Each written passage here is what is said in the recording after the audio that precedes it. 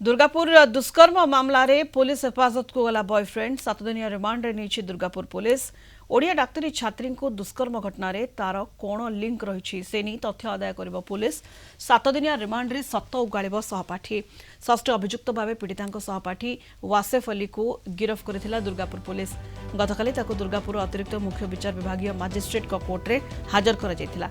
7 दिनिया remand रे नेबाको court अनुमति देइछंती गतकाली प्रथमरु पीड़िता बापा ता उपरे संदेह प्रकाश करथिले पीड़िता बापा द्वारा दाखल कर जैतिबा एफआईआर रे एकमात्र व्यक्ति भाव में अली रो ना उल्लेख रही से ही घटना दिन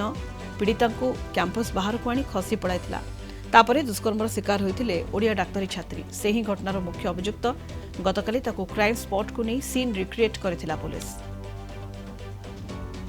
अधिक सूचना पई फोन लाइन रे कोलकाता ब्यूरो हेड प्रमोद महांती आम सहित जोड़ी होती फोन लाइन रे प्रमोद बॉयफ्रेंड जे रहउची पुरुष बंधु जे रहउची से पुलिस हेफाजत को जाइछि 7 दिनिया रिमांड रे दुर्गापुर पुलिस नहीं तेणु ताकू पचराउचरा करिबो ताठू अनेक तथ्य हासिल करिबो पूरा घटना कोण घटितिला केमिति घटितिला से संपर्क रे स्पष्ट हेबो प्रमोद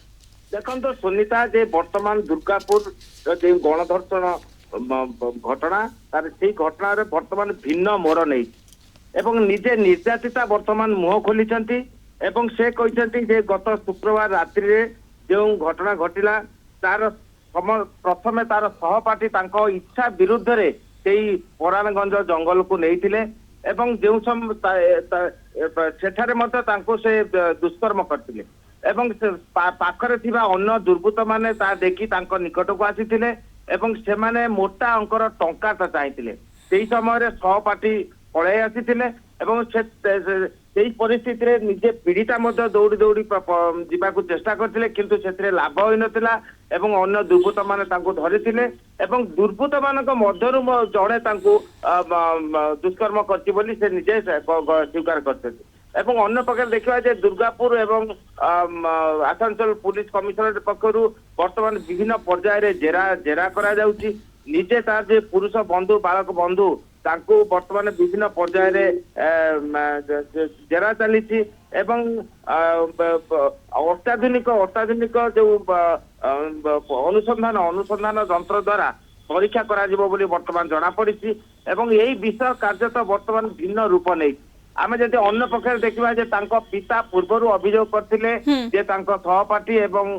दुर्बृत्त माने तांको ऊपर तांको कन्या को निर्यातना देइथिले एवं सेही विषय आधार रे वर्तमान पुलिस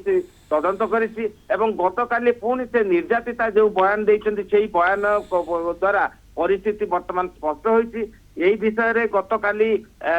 बालेश्वर सांसद प्रताप षडंगी काली राज्यपाल डॉक्टर सीपी आनंद बोस को साक्षात करछन्ति समस्त विषय जणाइछन्ति एवं यही संधिक्षण रे वर्तमान परिस्थिति रे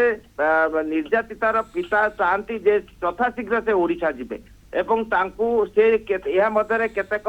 विवादीय मंतव्य मुख्यमंत्री